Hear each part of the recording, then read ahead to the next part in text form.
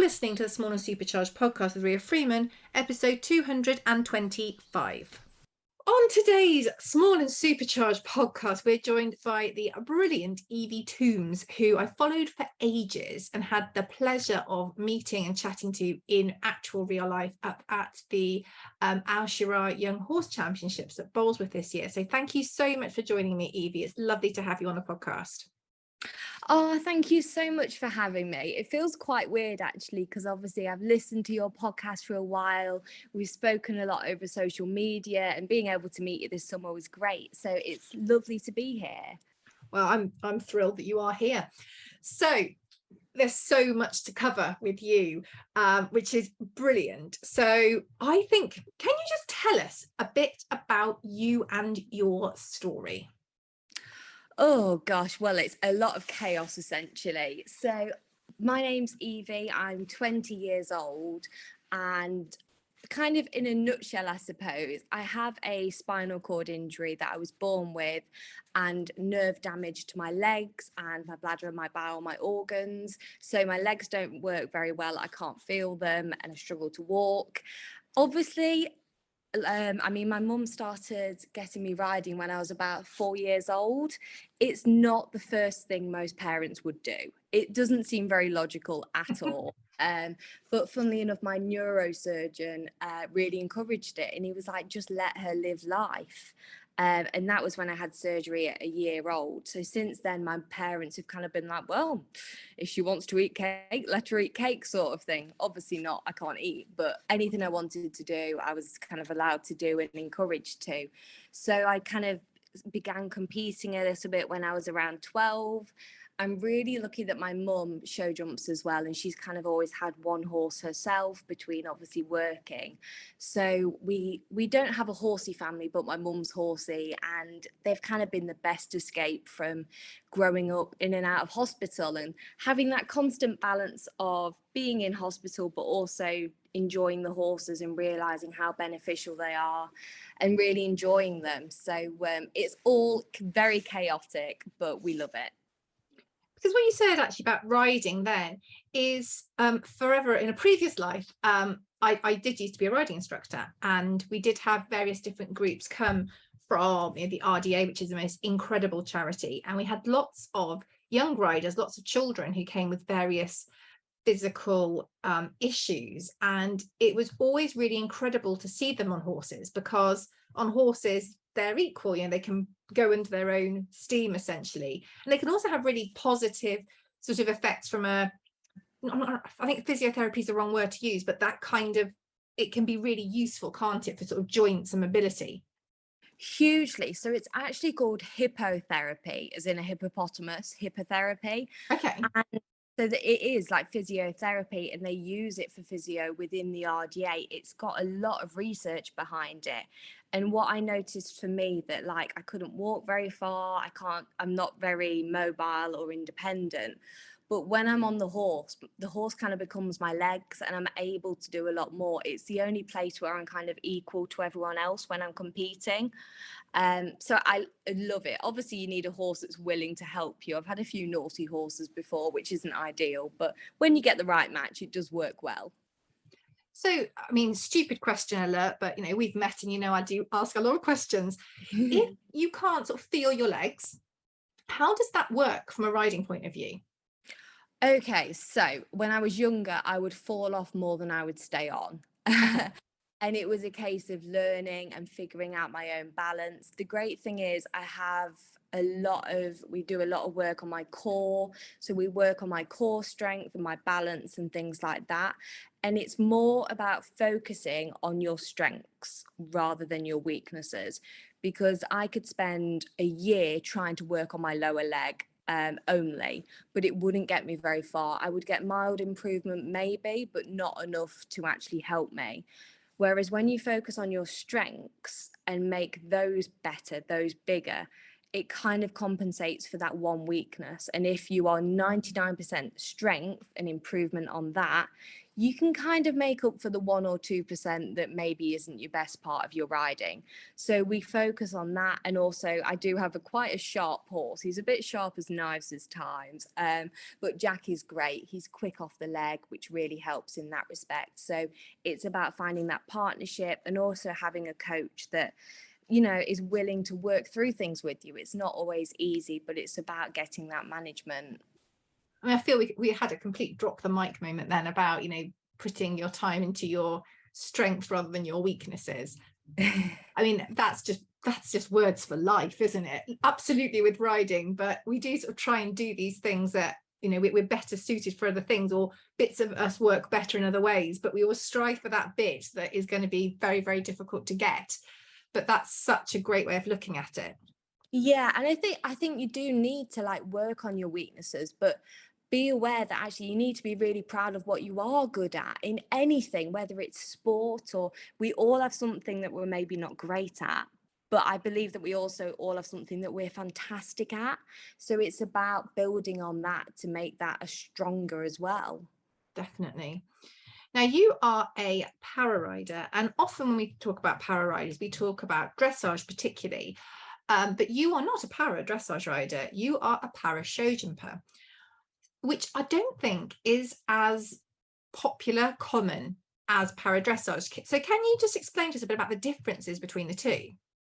Yeah, of course. So it's similar in terms of how we're graded. So when you get registered as a para rider, you have to kind of be assessed and they look at your disability and you get certain marks and then they give you kind of a grade of how severe it is. So you then compete with people in a similar range of disability. So that's all the same whether it's para show jumping or dressage. But the difference is obviously with dressage, there are a lot more riders, Yeah, mainly because I wouldn't say safer because obviously dressage can still be very dangerous, but it tends to be the more go-to sport for riders that do have a disability.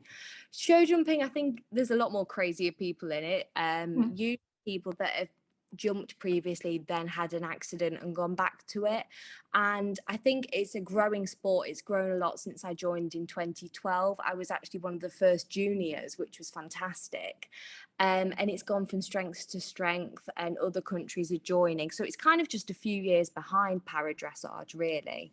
sure.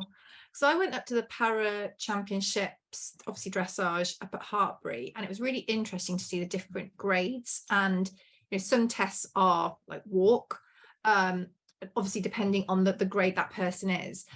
But with show jumping, you can't really do that, can you? You can't, you know, you can't walk a show jumping course. So how does your show jumping from a para point of view compare to normal show jumping? Do you have different speed classes? Do you have different heights? Do you have different aids? Like how does it, or you know, different things that help around the arena? How does that work? Yeah, so it's really interesting with how they adapt the sport. In terms of actually the para show jumping, we all jump different heights. So any riders that are partially sighted or blind are usually jumping the lower heights that are around 70 centimeters.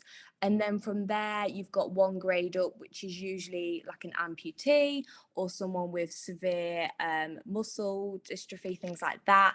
And then you have the grade up from that, which is my grade, which jumps 90 centimeters. And then that's so me with lower leg weakness. I have a friend, Flossie England, who has Erb's palsy. She won't mind me mentioning her because she's fantastic. She also events, which is incredible, and she Oh does a very wow. good job. But we also all compete in able-bodied as well, most of us. There's only a few para competitions a year, so the rest of the time we compete in able-bodied at any height, but we're allowed things like a stick in each hand. So for me, if I'm struggling to back a horse up with my leg, usually you're only allowed one stick. I'm actually allowed a schooling stick in each hand if I need it. So there's adaptations that can be made, and like looped reins. I can't feel my hands very well, and I don't actually have reflexes in my hand. Oh, the amount of times I drop my phone is just stupid. Oh So gosh. things like that, having looped reins is really, really helpful. And we're allowed that in able-bodied competitions too, which is brilliant. I was going to say that. So when thinking about now moving across to able-bodied, you can have the two schooling whips, the loop reins, and I guess other people with different conditions have different adaptations that they can take into able-bodied as well. Yeah, exactly. And for example, like the blind riders as well are allowed someone in the arena with them shouting so they can follow their voice, or they're even allowed a horse in front of them that jumps the fence Um, 2 strides ahead of them. So they go around almost like in pairs. It's incredible, and they had a demonstration of that at Scope quite a few years ago when Scope was at Staffordshire Showground. So yeah, things like that. It's really incredible to see, and the partnership some of these riders have with their horses, because they have to listen, they have to build that partnership, and you can't have a naughty horse, because if you think a horse takes the mick out of an able-bodied rider, if you've got a rider who can't see, you need a horse that can be trustworthy. So yeah, tell you what, when it goes wrong, it's very entertaining, unfortunately. But when it yeah. goes right, it's brilliant too. Oh no, completely. I know again when I was watching the para dressage, the relationship that the horses have with their not actually just their riders, but their whole team, because it is a real team. It's a team thing for Definitely. able-bodied, but for para, I think it's even more of a team, isn't it?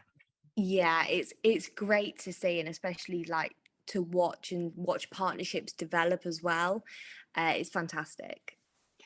Now, obviously, we said that one of the issues that you have is that you have a lack of feeling in your legs and your hands, but you have other issues as well, don't you, that make it quite difficult to ride?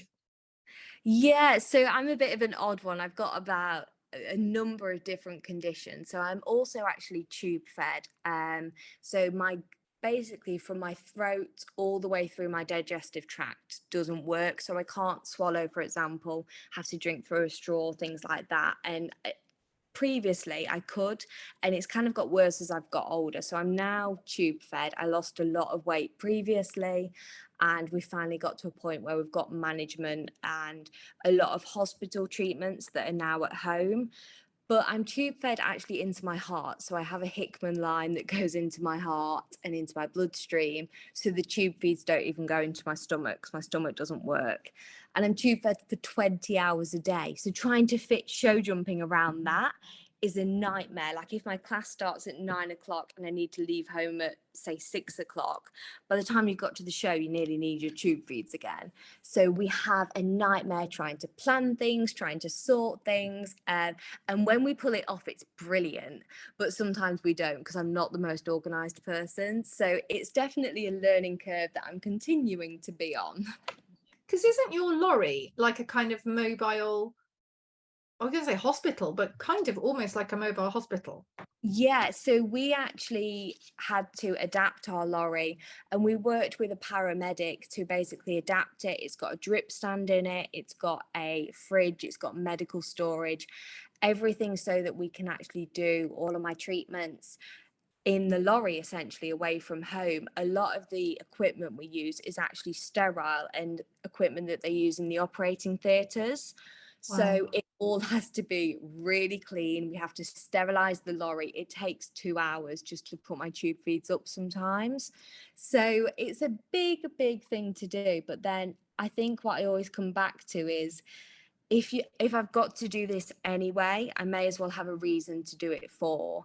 And for some people that might be having a family or having a job that they love or whatever it is. And for me, that's having the horses and being able to have that hour of freedom in the saddle.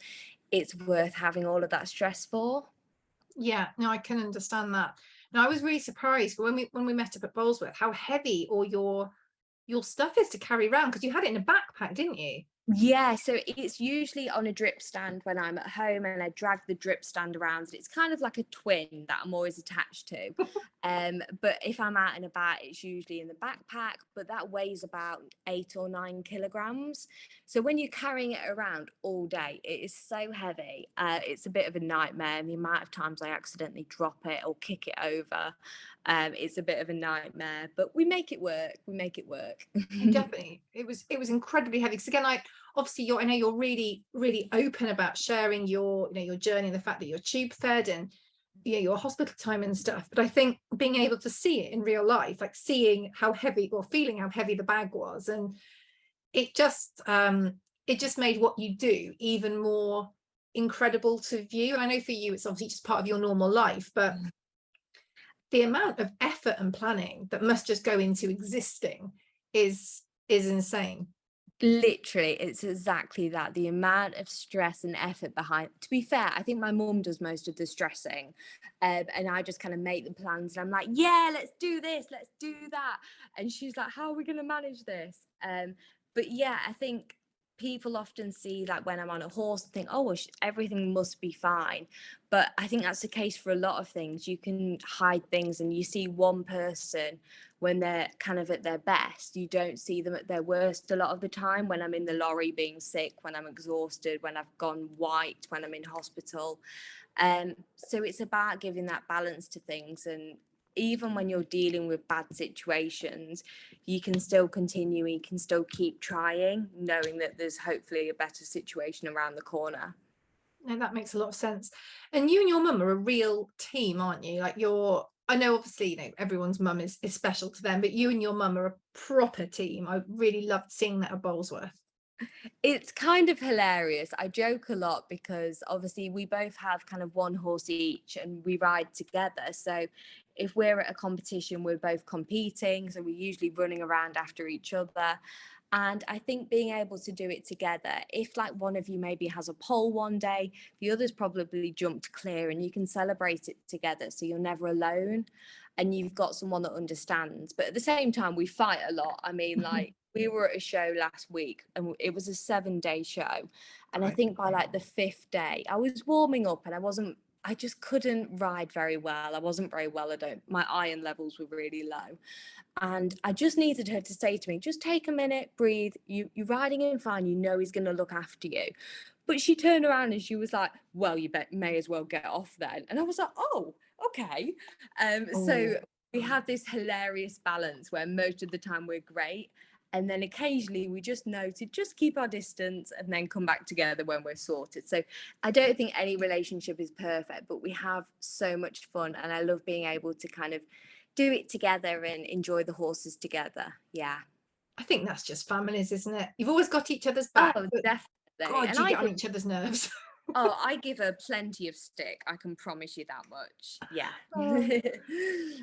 Now, on your Instagram bio, you won the Horse and Hound Amateur Rider Not of the Year of the Decade. Can you tell us about that? Well, I think that's still 2 years on, quite a surreal thing. I actually got the award when I was in hospital. So I couldn't even go to the awards, which was so upsetting.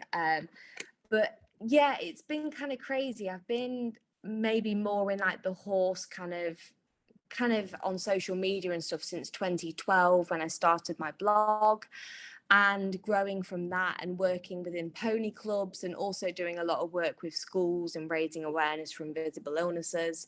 It's been great to kind of build on that slowly and in a way that feels true to me. So I've done things that I wanted to do when I was younger that I'm still doing, 10 years on now. So it's nice to be able to do something that I was doing anyway, but actually to know that it makes a difference in the equestrian community, and being able to work with Horse and Hound and knowing that readers sometimes find it useful and it kind of gets recognised is great. But it's very surreal to kind of have that title, and even I put it there because it felt surreal, and I thought, wow, I need to kind of remember that almost. Definitely. It's the kind of thing that when you're having a bad day and you wonder if you are making a difference, you are reminded that you absolutely are. Yeah, it's incredible. And I think the funny thing is, like, whenever I was in hospital, my mum used to buy Horse and Hound from the newspaper stall below. So she'd bring it up to my ward like every week when it came out, and she was like, this is going to cost me a fortune. Now we have the online subscription, but there's pictures of me in hospital with Horse and Hound nearly every week. Oh, I love that. Now, you said obviously you started your blog in 2012. hang on, 2012. Yeah, So you'd have been 10? I was 11 at the time. I was nearly there on the maths, nearly there on the maths. Yeah, so close. So for an 11-year-old to start a blog, like that's quite a big deal. So what drove you to sort of start that? It was a really funny time in my life, actually. So I was just transitioning to secondary school, and it was at a time when I was becoming quite poorly quite quickly.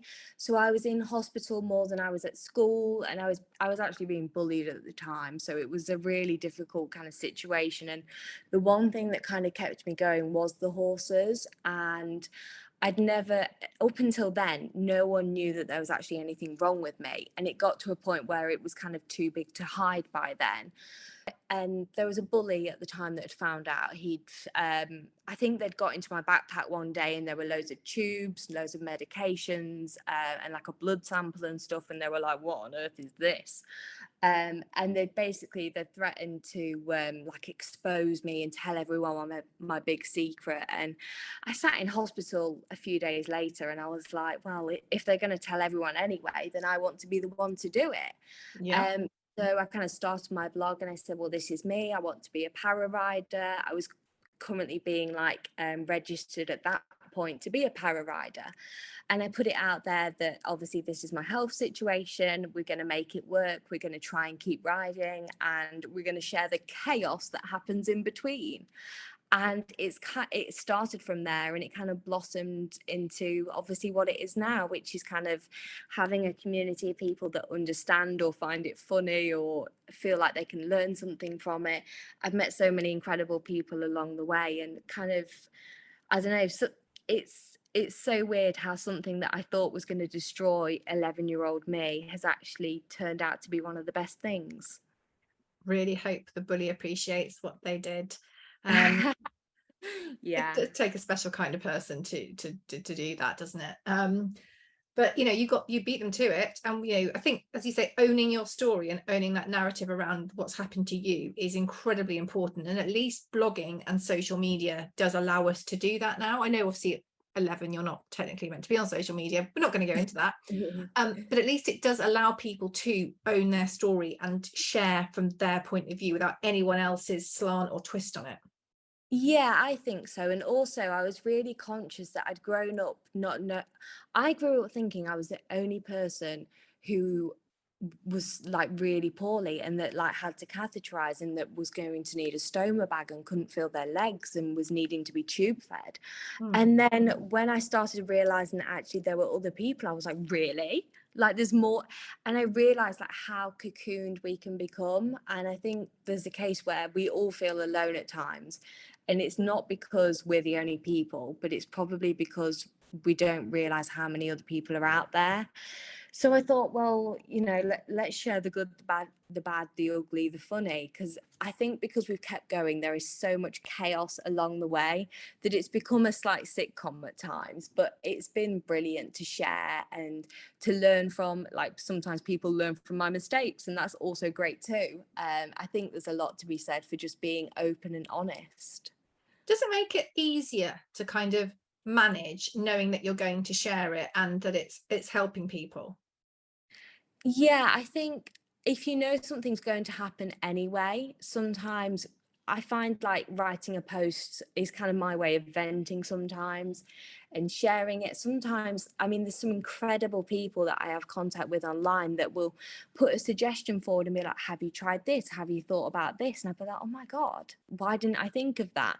Sometimes when you're so deep in something, you lose perspective or you don't think about the simple things.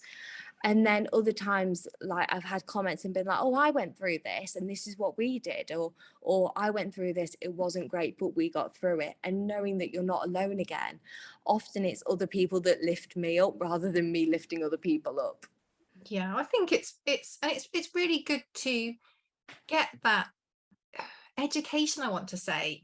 I until I started following you, I really didn't know how. I mean, obviously I understood how tube feeding works because the clue's in the name, but not to the level, like not having to carry it around with you, not the issues you go through just to to function. Yeah, it's all of those little things, isn't it? That just like, I think on the surface level, you think, oh, tube feeding, yeah, that's just food for a tube. Yeah. But you don't think about the fact that obviously I can't go for meals with friends, so then I don't socialize, so then I don't see my friends as often. And the fact that if you're attached for 20 hours a day, Yeah. you know, you only have 4 hours free in your day. And obviously I have a really big sepsis risk. So everything, like I can't cuddle my dogs and things like that without having to wash immediately. I change clothes 4 times a day. Like so many Okay. little things that you just wouldn't even realize. But yeah, chaos. No, gosh. Now you said obviously that you started your blog and that's allowed you to go on and do some work with schools. So can you tell us a bit about the work that you do now? What do you sort of do for work, and how you use what's happened to you to help other people and educate them, I guess? Yeah, so we started visiting schools actually when I was around 12, and we went back to my original primary school and basically gave a talk to the students about invisible illnesses, and with the hope of, obviously I grew up not feeling like I could share all of my problems, so I grew up very alone, and having to kind of fight things on myself, because no one really understood around me, and that was fine. But the idea that if we could go into schools and introduce the kind of topic of invisible illnesses, but instead of doing it as in, oh, and don't ask any questions and it's not something you want to talk about, and making it a taboo subject, we went in and explained that obviously illnesses, sometimes you can see someone, say, in a wheelchair, but you could see someone who's tube fed, but if you can't see the tube, you wouldn't know that. And explaining them, and then going, right, ask us some questions, and giving children an open space to ask questions and feel empowered. And we're all so curious and we want to know things, and that's how we learn and how we grow and how we can actually help people if we know things. So what I figured was that if you can give children the chance to learn, often it means that then they can go back and go, okay, I feel comfortable with this topic. I don't feel like it's something I need to bully someone for, or that I need to feel is weird. If my friend has an illness at any point, it doesn't feel like a weird topic. So the idea behind that is creating a better future for them, to be a better friend to people with that and to understand more. But what we found is actually that adults find it really useful as well. So it's been great to kind of introduce that. And often they go and teach their parents and things like that. So that's been kind of a great way that I hope that maybe if there's someone younger who's in a similar situation to how I was, they don't have to grow up feeling so alone or scared that they're going to be bullied and things like that. Because I think it's a very difficult situation and a balance to kind of find. Yeah, and I think, you know, when people do get bullied, it's often, not always, I'm not an expert on this, but it's kind of because they're different in some way, isn't it? Or a bully has perceived them to be different in some way. Yeah, exactly. And I think it's as well, like if you say anything is a bad thing, then it's always going to be bullied. But if you kind of open it as a topic of, well, some people are different and these are the reasons, but that doesn't make them less of a person. And then I think as well, like explaining that like you can be a para athlete, you can go on to do incredible things. It takes that idea that someone is less than, you're Mm. not less than in any way, and you're still equal. So I think that was a really useful way to kind of move the topic forward and move it into the 21st century. And great for children as well, because whether they've got an invisible illness, not a visible illness, even an invisible or a visible, or just something else that makes them different, you know, their family situation or mental health, or there's so many things that make us all different. I'm sure that you going in and sharing your story, it doesn't just touch people who have got invisible illnesses. It's broader than that and kind of celebrates difference, doesn't it?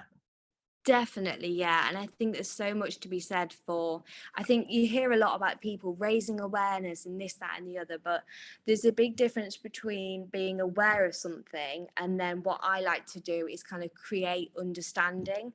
Because if you understand something, you actually have a full grasp of it. So it's about taking it to that deeper level where it actually has a positive impact, as opposed to just being something that, oh yeah, and I'm aware of that.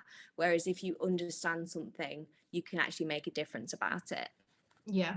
I think your willingness to answer questions and is brilliant, because I mean I am very inquisitive, as you know, but I know when we met at Boldsworth, I was like, can I ask you questions about this? And you know, yeah, absolutely, anything you've got, sort of bring it on. I was like, okay, because I'd seen it online, I'd read about you, obviously I'd read different things. I just thought, gosh, this is mad. And then when you start, as in not mad, but you know, when you explained about the amount, you know, 20 hours a day attached to tube feeding, again in my head I thought tube feeding, well, probably at meal times you'd have, I know it's really stupid as I say it out loud, you know, maybe it's for an hour or something a few times a day, but being able to ask those questions and fully understand even just a tiny bit of the complexity of things does bring a whole different level of understanding to it.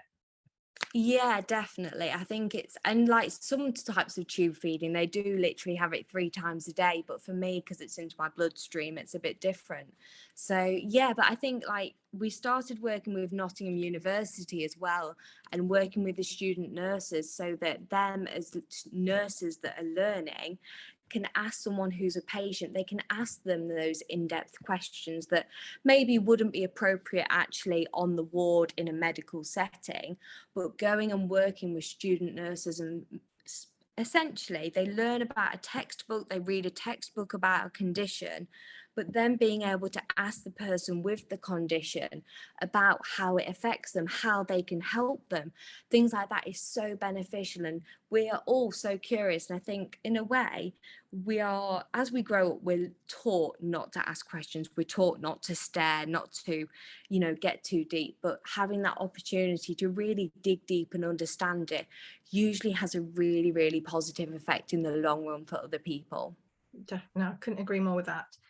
So thinking about, obviously you've got quite a sizable following on social media. I want to say about 31 point something thousand. I did just look before we start recording, but I don't retain information, it turns out.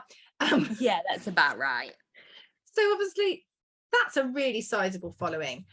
And during that time, during the time you've been on social media growing this following, I imagine you've had plenty of ups and downs. I was wondering if you'd be happy to share a down and an up. If we go down first, because then we can go up. Is there anything along your journey you just thought, God, this is just a lot, and perhaps being out there as much as you are has felt not pleasant, or, you know, I think we all have these times, but is anything like that, does anything like that stand out for you? Yeah, so it's quite a weird one, because obviously I've had my blog since around 2012, but my Instagram account I actually started during lockdown. So it was like just before the first lockdown when I was really poorly actually. So that was when I actually started using that account properly. Up until then I hadn't really posted much on it. I think I'd posted like 3 photos. So it started in 2020, I think it God, was. feels a long time Uh, ago. Pandemic, pre time, yeah, before times. crazy. So it's kind of, I've kind of been plunged into it, and then it's been so great to build those connections. And although it's grown in a way quite slowly and very, it's never been like fast or anything, which I love, because I feel like I know everyone, and I know who, like I speak to so many people. I'm always or like in the comments, or trying to recommend something, or, you know, having a conversation about something. So I feel like I know everyone that's on there, which I think can't, maybe like if you have something that grows really fast, you don't always know everyone, but I feel really connected to everyone, which is great, because there's some fantastic people on there that I've kind of met online, if you like, that I love. But I think what's really difficult is realizing who you want to be on social media. And, you know, I'm certainly not a model or anyone like that, and I'm also not a top athlete. I'm fully aware that I'm far from the top. So it's finding what you want to be on there and what you want to post about. For me, that's kind of a mix of things, I suppose. My personal health and sport journey, the ups and downs with all of that, and kind of finding my way of what I want to be with that, and knowing that actually I want to share the good, I want to share the bad, the ugly, the funny, and I kind of show my personality through that. At the start, I was quite scared to be different, Yeah. and to kind of put my personality out there. But as I've kind of grown comfortable, and I know that everyone is there because they know me and they accept me for my personality and my wacky thoughts and ideas. Um, so I feel comfortable that everyone is there because we're friends already, which is great. And I think that's kind of the best way to do it. But I'm not, I'm never going to be that perfect person with the most beautifully curated photos. Sometimes it's a picture of me on the floor, half collapsed, and that's life too. So I think it's about, there's times when I felt really lost and I've not been sure who I need to be on social media. Yeah. But essentially, I'm myself on there. So I feel like the great thing is when I meet people in person, they're like, I feel like I already know you. And that's kind of the best compliment, because you know that you're showing your real self on there. And I never, ever want to lose that. I want to know that if someone has followed me for a month, they can have enough of a grasp to me to come and say hi when they see me in person. And knowing that and having that happen is the biggest validation that I'm doing what I want to do on social media. And I love that, because when I did meet you in real life, you were exactly like you were online, which was really great, because you say some people online, they're one person, and then when you meet them in real life, you're like, oh my God, I don't know you at all. And it sort of comes back to you very quickly that you don't really know this person, which is fair enough, but somewhat rather awkward, especially for me, and you barrel in. Now, thinking about the sort of positives of social media, obviously, lots of positive things have come from your blog, from your presence on social. Are there any kind of standout things that you've thought that socials, allowed you to do, or something like that? I think it's been great to just connect with other like-minded people, whether it be in the sport or obviously there's usually always someone with a question box going, help, I need help with this or help with that. And having communities kind of all around the world that can pitch in and help is brilliant. And I love seeing that. And as well, watching people go from strength to strength, that never gets boring. And being able to root for people and support people and see them improve, whether that be, going from a riding school and stepping up on their riding school pony, or whether it be competing internationally. I think it's great. Or even people that don't own horses but love horses and work with them. I think it's great to see all aspects of that. And obviously I'm really lucky now that I've kind of, funnily enough, it started off quite weird, because obviously when I started my social media, I was very malnourished. When I actually wasn't being tube fed properly, unfortunately. So I'm now at a point where I'm kind of a healthy weight, and I keep getting emails like, oh, we'd love to send you this and we'd love to send you that. And I was a bit like, oh, I don't really know about this, because I'm thinking, well, I'm not a model, so I don't know how to do that. And I'm learning my way with photography, and I love being able to learn that. But kind of saying yes to those ones that I already use. So, for example, some of the, like Ariat, for example, I used to wear Ariat's boots to school because I used to fall over all the time with my legs. And mum was like, oh, I'll just put you in a pair of boots because then you can't fall over as easy. So she put me in my riding boots and sent me to school when I was like 8 years old. So when I had an email from Ariat and we got talking, it felt really organic. And I was like, well, I've already got all of these things, so it feels like it works well. Definitely. So I think being mindful of saying yes to the ones that I do feel work for me has been really positive, and I've not kind of fallen into the trap of saying yes to everything. I'm a bit like, I politely say, oh, I'm not sure if I'm the right fit or things like that, or I'd say, well, actually I know someone who does use your products, and I'll kind of say, oh, well, I've got this friend who uses your stuff, how about them? So I think kind of keeping things limited in that respect, and being, again, true to yourself. Like if I'm wearing something in person, it's because I've probably bought it before, something like that. But it is obviously great, if you get a t-shirt or a coat sent to keep you warm for winter, and obviously that's really brilliant as well. Because you do more and more, as you say, it definitely fits in with what you do, but kind of content creation, don't you? I know you've got a camera and you take really beautiful photos. Actually, just at the weekend, there was one of your cameras that had a sad demise when you were creating content. Poor camera.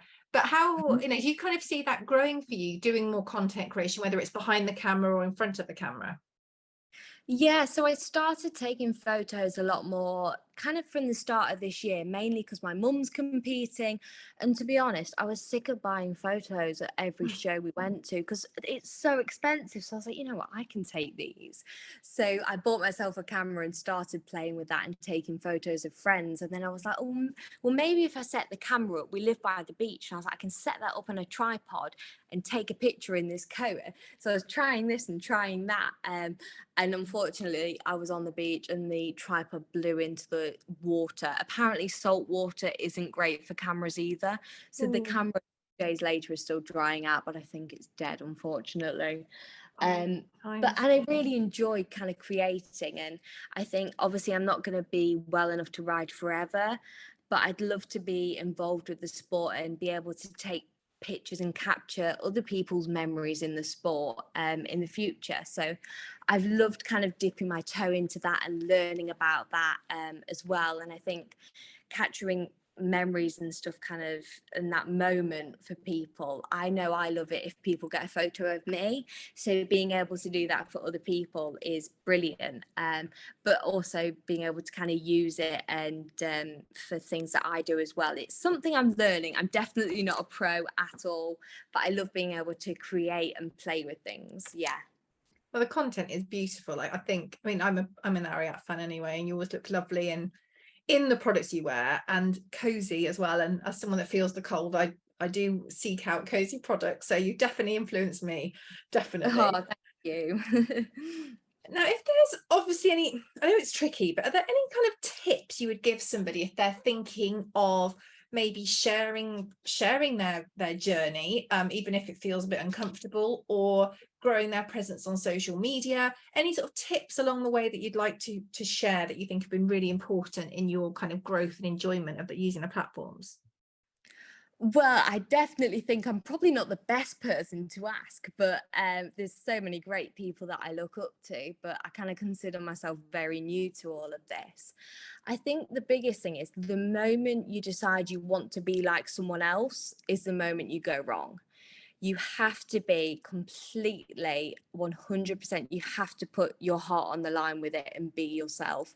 That is the only way I think you can continue doing it. I think the moment you try to be someone else or be like something else, you lose it and you're on a losing battle. I think being yourself and just putting out what you feel, how you feel, what you're doing, you can never go wrong with that because it's always going to be true to you. I think I've always said to myself, like, if no one saw this, would I still write it? And I'd be like, well, yeah, because I enjoy writing it. It's a way for me to vent. I enjoy taking photographs. I'd do that even if you could never post them. If I lost my phone, I'd still take and couldn't get it back, I'd still take pictures. I'd still want to write things. So I think you have to do it and it has to come from the right place. And also just have fun with it. Like, social media is just getting bigger and better in so many ways, and I'm loving how it's developing and the fun it is. So I think there's so many great things about it as well, and kind of leaning into that, but also just staying in real life too as well.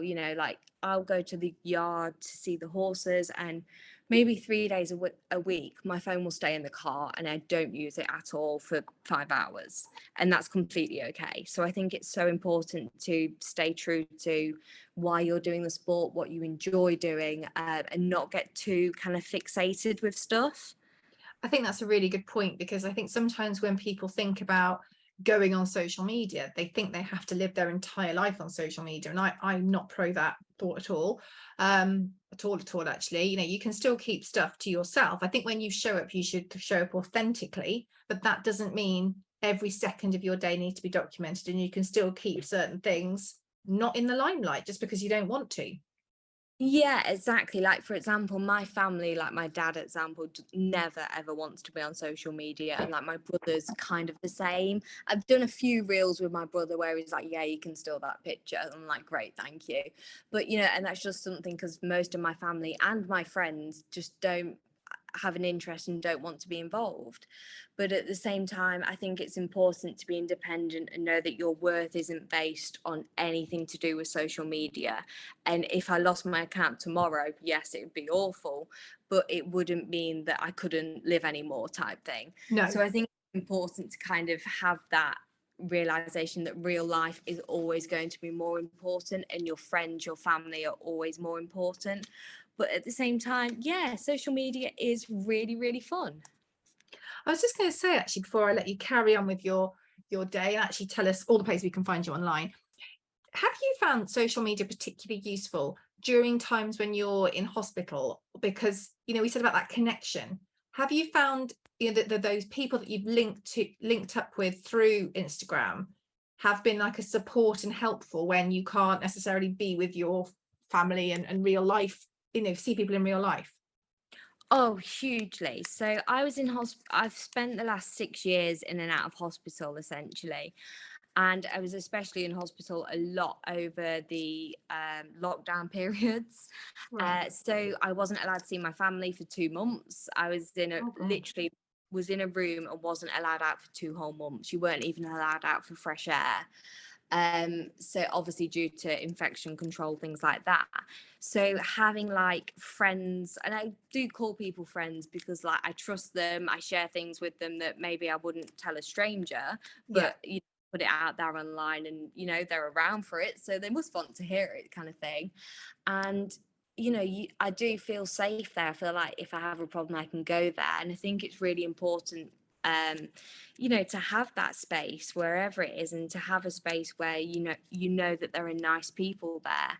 So that kind of kept me sane in many ways. I had a place to go to that I could go, oh my god, there was a time where there were 3 people in the bay of 6 people where I was staying. We were all there together. You weren't even allowed to open windows, and they were all actually, well, they weren't very well, unfortunately, but they were all going kind of ballistic even in the middle of the night. So they were up all night. I hadn't slept for about 3 days, and I was going crazy, and I just thought, oh my god, no. And everyone thought it was hilarious. But just having that perspective that, you know, life does go on outside. People were sending me pictures of their foals and what they were getting up to. Oh. I was FaceTiming my friends while they were riding their horses, and it was great to see those ears and just know that, you know, there is life outside of hospital. Yeah. Keeping that hope. I think having hope and having that perspective is so important. But yeah, it's brilliant for so many different ways. But I think coming back to the fact that if you do it for the right reasons, it's always going to be okay. Love that. I feel very uplifted from our chat. Can you tell everyone where they can find you online? Because they're going to want to follow if they don't already. I'm sure they do. If not, you're going to want to know about this. So I am Evie.Toombes on Instagram and Evie Toombes Para Rider on Facebook. So that was my original blog that I still keep updated there. So I'd say I'm maybe more active on Instagram, maybe because I feel more connected with everyone on Instagram. But Facebook has kind of been my original, and I'm still very much there. I'm kind of, in a way, maybe more old school with that. I do still love a good Facebook post as well. Is there anything else that I haven't asked you that you'd like to share with us today, or anything that, you know, that you think you'd really want to make sure that we've hammered that point home from this podcast? Oh, I'm not really sure. I think just the whole idea of that I grew up thinking I couldn't do this, I couldn't do that, because I was always told, well, you're poorly, you know, you can't do this, you can't do that. And having the horses, and I think I had a lesson one day, I was only about 8 years old, and I turned around to my riding teacher who told me to try rising in trot, and I was like, I can't do that, my legs don't work. And he turned around and said, well, can you at least try then, please, Evie? And I was like, oh, he actually wants me to try. And it was just having someone, and like riding lessons, I think having someone that's willing to push you and willing to believe in you. I think if we can all believe in ourselves that bit more, no matter what the struggle is, it doesn't matter what it is, it's usually that that's holding us back rather than what we're capable of. It's usually our mind more than anything physical. It might be chaotic in the middle trying to get you from A to B, but it's usually possible. Well, as per your quote on your Instagram bio, find a way, not an excuse. Yes, definitely. Our little motto. I love that. So true.